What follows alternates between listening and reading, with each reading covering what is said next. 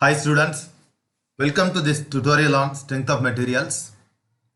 In the series of tutorials, Diploma in Mechanical Engineering ஸ்டூடெண்ட்ஸ்க்காக மிக எளிய தமிழில் உருவாக்கப்படுகிறது. குறிப்பாக இந்த டுட்டோரியலில் நாம் ரெசல்யூஷன் ஆஃப் ஃபோர்ஸஸ் இந்த டாப்பிக்கில் ஒரு சிம்பிளான ப்ராப்ளம் பார்க்கலாம். வாங்க டுட்டோரியலுக்குள்ளே போகலாம். ஃபர்ஸ்ட் நாம் ப்ராப்ளத்தை படித்து பார்ப்போம். A circular roller of radius 50 mm and of weight 100 Newton rests on a smooth horizontal surface. It is held in position by an inclined bar AB of length 100 mm as shown in the figure. A horizontal force of 200 Newton is acting at B. Find the tension in the bar AB and the vertical reaction at C. So இது ஒரு சிம்பிளான problem. Forces வந்து different டைரக்ஷன்ஸில் resolve பண்ணி அதை base பண்ணி நீங்கள் வந்து ரிசல்ட்டை கொண்டு வரணும். அதுக்கு ஏற்ற மாதிரி ஒரு ப்ராப்ளம் உங்களுக்கு கொடுத்துருக்காங்க. இந்த ப்ராப்ளத்தில் டயக்ராம் அவங்களே கொடுத்துருக்காங்க. இங்கே பார்த்தீங்கன்னா தெரியும், as shown in the figure அப்படின்னு சொல்லியிருக்காங்க. ஸோ இந்த மாதிரி டயக்ராம் அவங்களே கொடுக்காட்டி இந்த வேர்ட்ஸை வச்சு இந்த ப்ராப்ளத்தோட டெஃபினேஷனை வச்சு நீங்களே கம்ப்ளீட்டாக இமேஜின் பண்ணி ஒரு டயக்ராம் வரைகிற மாதிரி இருக்கும். ரைட்?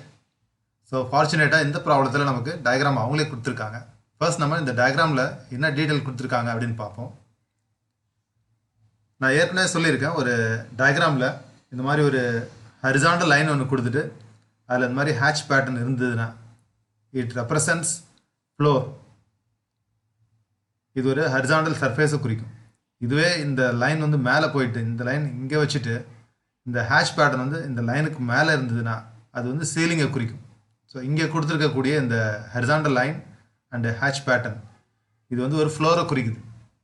ஸோ ஒரு டிராயிங்கை நீங்கள் ரீட் பண்ணுறீங்கன்னா ஒரு லைனுக்கும் அது இருக்கிற பொசிஷன் ஓரியன்டேஷன் ஏற்ற மாதிரி கண்டிப்பாக மீனிங் மாறும். ஸோ அந்த மீனிங்கை நீங்கள் கரெக்டாக புரிஞ்சுக்கணும். ரைட்? இதுக்கப்புறம் இது மாதிரி ஒரு சர்க்குலர் பால் உங்களுக்கு ஜஸ்ட் ஒரு சர்க்கிள் மாதிரி வரைஞ்சி காமிச்சிருக்காங்க. ஸோ எப்போவுமே அந்த பாலோட வெயிட் பார்த்தீங்கன்னா அதனோட சென்டர்லேருந்து தான் ஆக்ட் ஆகும். அதுக்காக தான் பார்த்தீங்கன்னா இந்த சர்க்கிளோட சென்டர்லேருந்து ஒரு பாயிண்ட் எடுத்து டவுன்வர்டாக ஒரு லைன் ஒன்று வரைஞ்சிருக்காங்க. அதில் வந்து 100 நியூட்டன் அப்படின்னு எழுதியிருக்காங்க. ஸோ அதுவும் உங்களுக்கு தெரியும், ஒரு சர்க்குலர் பால்னாக்கா அதனுடைய டோட்டல் வெயிட் பார்த்தீங்கன்னா அதனுடைய சென்டர் வழியாக தான் ஆக்ட் ஆகும். Weight will be acting downwards. So அதுவும் உங்களுக்கு தெரியும். ஸோ அதனால் இந்த டைரக்ஷன் வந்து அவங்க இண்டிகேட் பண்ணியிருக்காங்க. இது இல்லாமல் ப்ராப்ளத்தில் அவங்க சொல்லியிருக்காங்க, ஒரு ஏபி அப்படின்னு ஒரு ஸ்ட்ரிங் இருக்குது. ஏபி அப்படின்னு சொல்லி ஒரு த்ரெட்டு. அந்த த்ரெட் வந்து பார்த்தீங்கன்னாக்கா லெங்க்த்து 100 mm. ஸோ இந்த மாதிரி ஒரு ஹரிசாண்டல் சர்ஃபேஸில் உள்ள ஒரு பாயிண்ட் ஏல போய்ட்டு அந்த ஸ்ட்ரிங்கோட இன்னொரு ரெண்டு அட்டாச் ஆகிருக்கு. ஸோ இந்த ஸ்ட்ரிங்கோட பார்த்தீங்கன்னாக்கா ஸ்ட்ரைட்டாக இருக்குது பாருங்க. அப்போ வந்து ஃபுல் டென்ஷனில் இருக்குன்னு அர்த்தம். இது ஒரு த்ரெட்டு ஃபுல் டென்ஷனில் இருக்குது. ஸோ இந்த மாதிரி த்ரெட்டு ஃபுல் டென்ஷனில் இருக்குன்னு அர்த்தம். இந்த பக்கத்தில் இருந்து ஏதாவது ஒரு ஃபோர்ஸ் வந்து நம்ம கொடுத்து இழுக்கணும். இழுத்தினா தான் இந்த பாலை நீங்கள் ரைட் சைடில் இழுத்திங்கன்னா தான் கண்டிப்பாக இந்த ஸ்ட்ரிங் வந்து ஃபுல் டென்ஷனில் இது ஸ்ட்ரைட்டில் என்ன தெரியும் உங்களுக்கு. ஸோ நேச்சுரலாக பார்த்தீங்கன்னா இங்கே ஒரு 200 நியூட்டன் ஃபோர்ஸ் ஒன்று இருக்குதுன்னு சொல்லியிருக்காங்க. A horizontal force of 200 Newton is acting at B. So point பியில் வந்து உங்களுக்கு ஒரு ஹரிசாண்டல் ஃபோர்ஸ் இங்கே ஆக்ட் ஆகுது. இந்த ஹரிசாண்டல் ஃபோர்ஸ் இருக்கிறதால தான் இந்த த்ரெட் ஏபி இருக்கு இல்லையா, இந்த த்ரெட் ஏபி வந்து ஸ்ட்ரெயிட் லைன் மாதிரி உங்களுக்கு தெரியுது. தேர்ஃபோர் இங்கே ஒரு ஆங்கிள் ஒன்று ஃபார்ம் ஆகுது. இந்த ஆங்கிள் வந்து தீட்டா அப்படின்னு அவங்க மென்ஷன் பண்ணியிருக்காங்க. ஸோ இதுதான் அவங்க கொடுத்துருக்கக்கூடிய டயக்ராம். இந்த டயக்ராமுக்கு பேர் வந்து ஸ்பேஸ் டயக்ராம். கீழே உங்களுக்கு தெரியும், ஸ்பேஸ் டயக்ராம் அப்படின்னு எழுதியிருக்கு. எப்போவுமே ஒரு ப்ராப்ளத்தில் அவங்க ஸ்பேஸ் டயக்ராம் கொடுத்துட்டாங்கன்னா அதை பேஸ் பண்ணி நீங்கள் கண்டிப்பாக ஃப்ரீ பாடி டயக்ராம் அப்படின்னு ஒன்று நீங்கள் வரையணும். ஸோ அந்த ஃப்ரீ பாடி டயக்ராம் தான் வந்து உங்களுக்கு ஃபோர்ஸத்தை மட்டுமே கணக்கில் எடுத்துக்கிட்டு, ஃபோர்ஸ் அண்ட் ஜாமெட்ரி இதை மட்டுமே கணக்கில் எடுத்துக்கிட்டு நம்ம வரையக்கூடிய டயக்ராம் ஃப்ரீ பாடி டயக்ராம் அப்படின்னு சொல்கிறோம். ஸோ இதனோட கம்ப்ளீட் ரீப்ரொடக்ஷன் இந்த பக்கம் ரைட் சைடில் நம்ம பண்ணியிருக்கோம். கம்ப்ளீட்டாக இதை ரீட்ரா பண்ணிவிட்டு இந்த ஹரிசாண்டலாக இந்த ஃப்ளோர் இருக்கு இல்லையா, அந்த ஃப்ளோரை மட்டும் நம்ம இங்கே எலிமினேட் பண்ணிட்டோம். ஃப்ளோர் வரையில. அதே மாதிரி இந்த டைரக்ஷனில் போட்டிங்கன்னா ஃபோர்ஸை மட்டும் தான் நம்ம எடுத்திருக்கோம். பட் வந்து அந்த ஸ்ட்ரிங்கோட லென்த் வந்து 100 mm இங்கே கொடுத்துருக்காங்க இல்லையா, அதை நம்ம இங்கே எடுத்துக்கல. ஸோ இதுதான் வந்து ஃப்ரீ பாடி டயக்ராம் அப்படின்னு சொல்கிறோம். அப்புறம் முக்கியமாக நீங்கள் இங்கே கவனிக்க வேண்டியது என்னென்னா, இந்த மாதிரி ஃப்ரீ பாடி டயக்ராம் வரையும்பொழுது இங்கே ஒரு ஃபோர்ஸ் ஆக்ட் ஆகுது. அந்த ஃபோர்ஸ் வந்து நமக்கு தெரியல. ஸோ அந்த ஃபோர்ஸ் வந்து நம்ம அன்னோன் ஃபோர்ஸ், அதை வந்து நம்ம எஃப் அப்படின்னு சொல்லி இங்கே எழுதியிருக்கோம். அதே மாதிரி இங்கே ஒரு ஆங்கிள் தீட்டா இருக்குது. இந்த ஆங்கிள் தீட்டா வந்து நம்ம இந்த இடத்துல மார்க் பண்ணியிருக்கோம். இது ஏன் இங்கே மார்க் பண்ணியிருக்கோம் யோசிச்சு பார்த்தீங்கன்னா உங்களுக்கு தெரியும். எப்படின்னாக்கா, இது ஒரு ஹரிசாண்டல் லைன். அதே மாதிரி இந்த பாயிண்ட் பி வழியாக நீங்கள் இன்னொரு ஹரிசாண்டல் லைன் வரைஞ்சிங்கனாக்கா, இந்த லைனும் இந்த பாயிண்ட் பி வழியாக நீங்கள் வரைஞ்ச ஹரிசாண்டல் லைனும் பேரலாக இருக்கும். ஸோ அந்த மாதிரி ரெண்டு பேரலல் லைன் இருக்கும்பொழுது அதில் வந்து உங்களுக்கு ஒரு இன்க்ளைன்டு லைன் இருக்குது. இந்த லைனோட ஆங்கிள் வந்து தீட்டா. இங்கே வந்து ஆங்கிள் தீட்டா அப்படின்னும் பொழுது இந்த இடத்துலையும் இங்கே ஃபார்ம் ஆகக்கூடிய ஆங்கிள் வந்து கண்டிப்பாக தீட்டா தான். ஸோ அதனால தான் நம்ம என்ன பண்ணியிருக்கோம், இந்த பாயிண்ட் பியிலேருந்து இங்கே ஒரு ஹரிசாண்டல் லைன் நம்ம எக்ஸ்டென்ஷன் மாதிரி போட்டுட்டு இங்கே தீட்டா அப்படின்னு சொல்லி இங்கே மார்க் பண்ணியிருக்கோம். ஸோ இந்த ஆங்கிள் தீட்டா வந்து இந்த இடத்துலையும் அதே ஆங்கிள் தான் இருக்கும். ஸோ இது வந்து நீங்கள் ஜாமெட்ரி மேத்தமெட்டிக்ஸில் படிச்சிருப்பீங்க ஆல்ரெடி. ஸோ அதை நீங்கள் ரீகால் பண்ணிங்கன்னா இந்த ஆங்கிள் எப்படி ஃபார்ம் ஆகிருக்கு அப்படின்னு நீங்கள் புரிஞ்சுக்கலாம். ஸோ இந்த ப்ராப்ளத்தை நீங்கள் வந்து சால்வ் பண்ணுறதுக்கு முன்னாடி நீங்கள் செய்ய வேண்டிய வேலை வந்து இதுதான். ஸோ கிளியராக கொடுத்துருக்கக்கூடிய ஸ்பேஸ் டயக்ராமை புரிஞ்சுங்க ஃபஸ்ட்டு.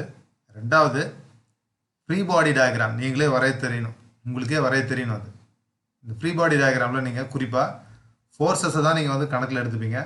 அதே மாதிரி ஜாமெட்ரி, கொடுத்துருக்கக்கூடிய ஆப்ஜெக்டோட ஜாமெட்ரி, இது ரெண்டை பேஸ் பண்ணி தான் நீங்கள் ஃபோர்ஸை ரிசால்வ் பண்ண முடியும்.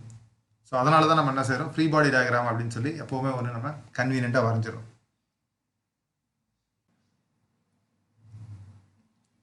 இப்போது கொஸ்டின் நம்மகிட்ட என்ன கேட்டிருக்காங்க அப்படின்னு பார்த்தீங்கன்னா, ஃபைண்ட் த டென்ஷன் இந்த ஸ்ட்ரிங், இந்த ஸ்ட்ரிங்கில் இருக்கக்கூடிய டென்ஷன் எவ்வளோ அப்படின்னு கேட்டிருக்காங்க. அதுக்கடுத்தது ரியாக்ஷன் அட் சி, இந்த பாயிண்ட் சி இருக்கு இல்லையா, அந்த பாயிண்ட் சியில் வந்து உங்களுக்கு கிரவுண்டு கூட தொடர்பில் இருக்குது. இந்த ஸ்பெரிக்கல் பால் கிரவுண்டு கூட வந்து தொடர்பில் இருக்கிறது பாயிண்ட் சியில் தான். ஸோ அந்த பாயிண்ட் சியில் கண்டிப்பாக வந்து ஒரு ரியாக்ஷன் இருக்கும். அந்த ரியாக்ஷன் வந்து எப்போவுமே இந்த கண்டிஷனுக்கு கீழே இருந்து மேல் நோக்கி ரியாக்ஷன் வந்து எப்போவுமே ஆக்ட் ஆகும். ஸோ இந்த ரியாக்ஷன் ஃபோர்ஸோட டைரக்ஷனையும் நம்ம வந்து இங்கே மார்க் பண்ணியிருக்கோம். ஸோ இதை ரெண்டு தான் நம்ம இப்போ கண்டுபிடிக்க வேண்டியிருக்கு. ஸோ இது ரெண்டு கண்டுபிடிக்கணும்னா நீங்கள் டோட்டலாக வந்து பார்த்தீங்கன்னாக்கா இருக்கக்கூடிய எல்லா ஃபோர்ஸஸையும் எக்ஸ் டைரக்ஷனில் ரிசால்வ் பண்ணுங்கள். அந்த எக்ஸ் டைரக்ஷனில் இருக்கக்கூடிய எல்லா ஃபோர்ஸஸையும் நீங்கள் ஆட் பண்ணுங்கள். ஆட் பண்ணிங்கன்னா the value is 0. அது வந்து sigma F X is equal to 0, equation 1. அதுக்கப்புறம் இருக்கக்கூடிய ஃபோர்ஸ் எல்லாத்தையும் நீங்கள் வந்து ஒய் டைரக்ஷனில் ரிசால்வ் பண்ணுங்கள். அதுக்கடுத்தது sum of all forces in Y direction is 0, அதாவது சிக்மா எஃப்ஒய் இஸ் 0, ரெண்டாவது ஈக்குவேஷன். இந்த ரெண்டு ஈக்குவேஷன் எழுதுனீங்கன்னா போதும், நீங்கள் வந்து எஃபோட வேல்யூ கண்டுபிடிச்சிடலாம், அதே மாதிரி ஆர்சியோட வேல்யூ கண்டுபிடிச்சிடலாம். ஃபர்ஸ்ட் நம்ம ஆங்கிள் தீட்டா கால்குலேட் பண்ணலாம். இந்த ஆங்கிள் தீட்டா கால்குலேட் பண்ணுறதுக்கு உங்களுக்கு என்னென்ன டீட்டெயில்ஸ் இருக்குதுன்னு பார்ப்போம். இந்த டீட்டெயில் கொடுத்துருக்காங்க. AB is 100 mm. அது மாதிரி இந்த சர்க்குலர் பாலோட ரேடியஸ் வந்து உங்களுக்கு தெரியும். இந்த ரேடியஸ் இஸ் 50 mm. ஸோ இந்த ரெண்டு டீட்டெயில் வச்சுட்டு நீங்கள் ஆங்கிள் தீட்டா கால்குலேட் பண்ணலாம். ஸோ இப்போ தீட்டாவை பொறுத்த வரைக்கும் இது வந்து ஆப்போசிட் சைடு, இது வந்து hypotenuse side. So opposite side and hypotenuse இது ரெண்டையும் ரிலேட் பண்ணுற மாதிரி என்ன ட்ரிக்னாமெட்ரிக் ரிலேஷன்ஷிப் இருக்குது அப்படின்னு பார்த்தீங்கன்னா, it is sine theta. So sign theta is equal to opposite side divided by hypotenuse. Therefore BC by AB 50 by 100, the answer is 0.5. So theta is sine inverse of 0.5 and you get 30 degrees. So in the angle வந்து 30 degree, அது first நம்ம கண்டுபிடிச்சிட்டோம்.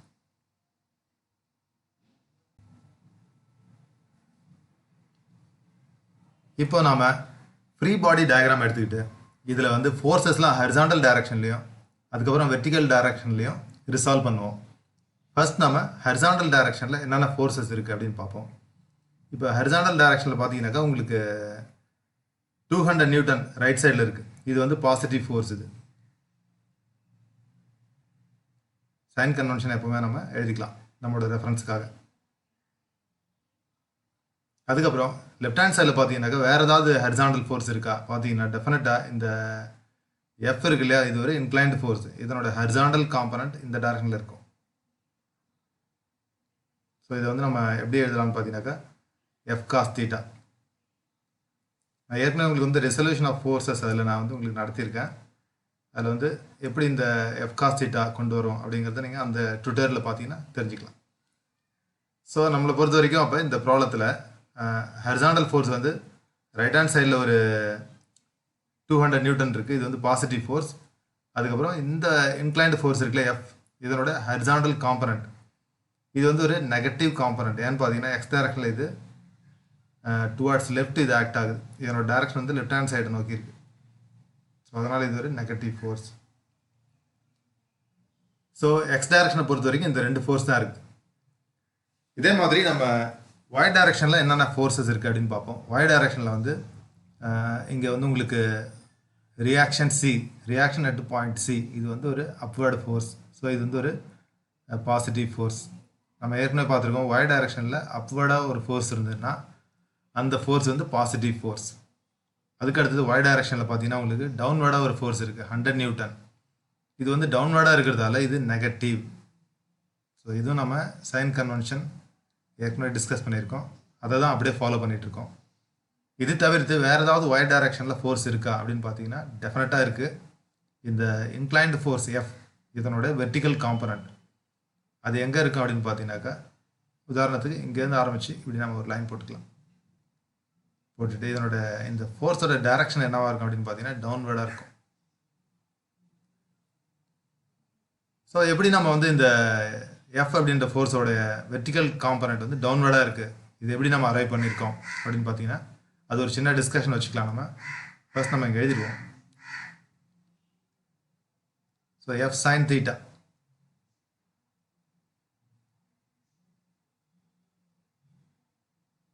இந்த force வந்து டவுன்வர்டாக இருக்குன்னு இங்கே காமிச்சிருக்கேன். So அப்போ இது ஒரு நெகட்டிவ் ஃபோர்ஸ். ரைட். ஸோ இப்போ டிஸ்கஷன் என்ன அப்படின்னு பார்த்தீங்கன்னா இந்த எஃப் காஸ் தீட்டாவோட டைரக்ஷன் இதுதான், எஃப் சைன் தீட்டாவோட டைரக்ஷன் இதுதான் அப்படின்னு சொல்லி நம்மளால் எப்படி முடிவு பண்ண முடியுது, எப்படி நம்ம ஃபைனல் பண்ணுறோம் அப்படின்னு பார்த்தீங்கன்னா, உதாரணத்துக்கு ரொம்ப சிம்பிளான ஒரு எக்ஸ்ப்ளனேஷன் நான் உங்களுக்கு சொல்கிறேன். நான் இந்த இன்க்ளைன்டு ஃபோர்ஸ் எஃப் இருக்கு இல்லையா, இந்த எஃப்பை வந்து நீங்கள் இதை வந்து இந்த டைரக்ஷனில் நீங்கள் இந்த ஃபுல் எஃப்பை வந்து நீங்கள் இந்த டைரக்ஷனில் நீங்கள் திருப்பிட்டு தான் அசியூம் பண்ணிங்க. இந்த பாயிண்ட்டை சென்டராக வச்சுக்கிட்டு, இந்த பாயிண்ட்டை சென்டராக வச்சுட்டு இந்த லைன் இருக்கு இல்லையா, இந்த லைன் வந்து அப்படியே நீங்கள் ரொட்டேட் பண்ணி இந்த பக்கம் திருப்பினீங்கன்னா ஆட்டோமேட்டிக்காக இந்த ஒரு பிளாக் கலரில் ஏரோ இருக்குல்ல, இந்த ஏரோ வந்து டவுன்வர்டாக தான் திரும்பி இருக்கும். ஏன்னா நீங்கள் திருப்பி இருக்கிறது வந்து இந்த பாயிண்ட் எஃப்பை பேஸ் பண்ணி இந்த பாயிண்ட் பி வந்து நீங்கள் அப்படியே ரொட்டேட் பண்ணி இங்கே கொண்டு வந்துருங்க. ஸோ அப்போ இந்த டைரக்ஷனில் திரும்பிச்சுனாக்கா ஏரோ எந்த பக்கம் இருக்குன்னு பார்த்தா டவுன்வர்டாக தான் இருக்கும். ஸோ நாம் வரைஞ்சிருக்கக்கூடிய எஃப் சைன் தீட்டாவோட டைரக்ஷனும் டவுன்வர்டு தான். ஸோ ஒரு கிளாரிட்டி உங்களுக்கு கிடச்சிட்ருக்கோம். இப்போது அதுக்கு அடுத்தது இன்னொரு டிஸ்கஷன் என்னன்னு பார்த்தீங்கன்னா எஃப் காஸ் தீட்டா இருக்குல்ல, இதனோட டைரக்ஷன் வந்து ஹரிசாண்டலாக லெஃப்ட்டில் இருக்குது. அது எப்படி நம்ம முடிவு பண்ணியிருக்கோம்னு பார்த்தீங்கன்னா இந்த பாயிண்ட் பியை வந்து ஃபிக்ஸட் பாயிண்ட்டாக நீங்கள் அசியூம் பண்ணிவிட்டு இந்த பாயிண்ட் எஃப் வந்து நீங்கள் அப்படியே திருப்பி மேலே கொண்டு போங்க. இங்கே கொண்டு போனீங்கன்னா இப்போ இந்த ஃபோர்ஸ் எஃப் வந்து இந்த டைரக்ஷனில் இருக்கிற மாதிரி உங்களுக்கு மாறிடும். ஸோ மாறிடுச்சுனாக்கா இந்த ஏரோ பார்த்தீங்கன்னா இப்போது லெஃப்ட் ஹேண்ட் சைடில் பாயிண்ட் பண்ணியிருக்கோம். இந்த பிளாக் ஏரோ உங்களுக்கு வந்து லெஃப்ட் ஹேண்ட் சைடில் பாயிண்ட் பண்ணியிருக்கோம். ஸோ இதை பேஸ் பண்ணி தான் நம்ம எஃப் காஸ் தீட்டாவோட டைரக்ஷன் வந்து லெஃப்ட் ஹேண்ட் சைடில் தான் அப்படின்னு சொல்லி முடிவு பண்ணியிருக்கோம். ஸோ இந்த டிஸ்கஷனில் வந்து உங்களுக்கு ஓரளவுக்கு கிளாரிட்டி கிடச்சிருக்கும். எப்படி வந்து இந்த எஃப் காஸ் தீட்டா வந்து லெஃப்ட் ஹேண்ட் சைடில் ஆக்ட் ஆகுது, அதே மாதிரி எஃப் சைன் தீட்டா வந்து டவுன்வர்டாக ஆக்ட் ஆகுது. இந்த ரெண்டும் உங்களுக்கு கிளாரிட்டி இப்போ கிடச்சிருக்கும். இப்போ அடுத்தது நம்ம ஈக்குவேஷனுக்குள்ளே போகலாம். ஸோ இந்த ப்ராப்ளம் சால்வ் பண்ணும்பொழுது ஃபர்ஸ்ட் நம்ம ஸ்பேஸ் டயக்ராம் கொடுத்துருந்தாங்க. ஸ்பேஸ் டயக்ராமை வச்சு நம்ம வந்து ஆங்கிள் தீட்டா கால்குலேட் பண்ணோம். அதுக்கப்புறம் ஃப்ரீ பாடி டயக்ராம் வரைஞ்சிட்டு அதில் வந்து டோட்டலாக என்னென்ன ஹரிசாண்டல் ஃபோர்ஸஸ் இருக்குது, அதுக்கப்புறம் என்னென்ன வெர்டிக்கல் ஃபோர்ஸஸ் இருக்குது அதை பற்றி டிஸ்கஸ் பண்ணோம். அதுக்கப்புறம் இப்போ ஈக்குவேஷனுக்குள்ளே வந்தாச்சு. ஸோ ஈக்குவேஷனுக்குள்ளே வரும்போது பார்த்தீங்கன்னாக்கா F cos theta minus 200 it is equal to 0. இது வந்து sigma F X is equal to 0. இந்த ஈக்குவேஷனை பேஸ் பண்ணி நம்ம இதை எழுதியிருக்கோம். ஸோ இதுக்கு முன்னாடி நீங்கள் இந்த மாதிரி கூட எழுதியிருக்கலாம். அதாவது வந்து 200 minus F cos theta it is equal to 0. ஏன்னா 200 தான் பாசிட்டிவ் நான் சொன்னேன். எஃப் காஸ் தீட்டா வந்து லெஃப்ட் ஹேண்ட் சைடில் ஆக்ட் ஆகுது, அதனால் அது நெகட்டிவ்னு சொன்னேன். ஸோ ஃபஸ்ட் லைன் வந்து நீங்கள் இப்படி எழுதிருக்கலாம், 200 minus of F cos theta it is equal to 0 அப்படின்னு நீங்கள் ஃபஸ்ட் லைன் எழுதிட்டு, அதுக்கு அடுத்த லைனில் நீங்கள் என்ன பண்ணுறீங்கன்னா ஃபஸ்ட் லைனை வந்து throughout multiply by minus sign multiply பண்ணிங்கன்னா அந்த ஈக்குவேஷன் வந்து இந்த மாதிரி மாறிடும். F cos theta minus of 200 it is equal to 0 அப்படின்னு மாறிடும். நமக்கு வந்து எஃப் தான் கால்குலேட் பண்ணணும், அதனால் எஃப் காஸ் தீட்டா மட்டும் நம்ம லெஃப்ட் ஹேண்ட் சைடில் வச்சுட்டு ரைட் ஹேண்ட் சைடில் கொண்டு போனீங்கன்னா 200 ஆகிடும். F cos theta is equal to 200 அப்படின்னு மாறிடும். அதுக்கு அடுத்த ஸ்டெப்பில் வந்து எஃப் இஸ் ஈக்குவல் டு இந்த காஸ் தீட்டாவை நீங்கள் வந்து டினாமினேட்டர் கொண்டு போயிடுங்க. கொண்டு போனீங்கன்னா 200 டிவைட் பை காஸ் தீட்டா அப்படின்னு மாறிடும். So 200 divide by cos 30, the answer is 230.94 newtons. நான் ஏற்கனவே சொல்லியிருக்கேன், சயின்டிஃபிக் கால்குலேட்டர் நீங்கள் யூஸ் பண்ணணும். யூஸ் பண்ணிங்கன்னா தான் உங்களுக்கு வந்து இந்த மாதிரி ப்ராப்ளம்லாம் சால்வ் பண்ணும்பொழுது கொஞ்சம் ஈஸியாக இருக்கும். இதுக்கு அடுத்தது sigma FY is equal to 0. So நம்ம டோட்டலாக என்னென்ன ஃபோர்ஸஸ்லாம் ஒய் டைரக்ஷனில் இருக்குது, அதில் எது பாசிட்டிவ் எது நெகட்டிவ் எல்லாமே நம்ம ஆல்ரெடி டிஸ்கஸ் பண்ணிட்டோம். ஸோ ரியாக்ஷன் அட் சி வந்து positive because it is acting in the vertical direction. கீழே இருந்து மேல் நோக்கி இது ஆக்ட் ஆகுது, அப்வர்டாக இது ஆக்ட் ஆகிறதால ஆர்சி வந்து பாசிட்டிவ். அது மாதிரி டபிள்யூ பார்த்தீங்கன்னா நெகட்டிவ், வெயிட் ஆஃப் த பால். அதுக்கப்புறம் F sign theta is also negative. நம்ம இதெல்லாமே ப்ரீவியஸாக டிஸ்கஸ் பண்ணிட்டோம். ஸோ இந்த ஈக்குவேஷன் பேஸ் பண்ணி அடுத்தது நம்ம RC is equal to reaction at point C is equal to W plus F sine theta அப்படின்னு சொல்லி நம்ம எல்லாத்தையும் ரைட் ஹேண்ட் சைடில் கொண்டு போயிட்டோம். கொண்டு போனதுக்கப்புறம் 100 ப்ளஸ் எஃபோட வேல்யூ உங்களுக்கு தெரியும். ஸோ அதனால் எஃபோட வேல்யூ இங்கே சப்ஸ்டியூட் பண்ணிவிட்டு sine theta is sine 30 degrees. So நீங்கள் கால்குலேட் பண்ணிங்கன்னா the vertical reaction at point C the value is 215.47 newton. So எப்போவுமே நீங்கள் ஒரு ப்ராப்ளம் சால்வ் பண்ணிங்கன்னா ஃபைனலாக ஒரு ப்ரெசன்டேஷன் நீங்கள் பண்ணணும். அதுதான் வந்து ப்ராப்ளத்தோட கன்க்ளூஷன் க்ளீனாக இருக்கும். ஸோ உங்களோட ரிசல்ட் வந்து எப்போவுமே நீங்கள் இந்த மாதிரி ப்ரெசென்ட் பண்ணுங்கள். த tension in the string is 230.9 Newton and the reaction at point C is 215.47 Newton.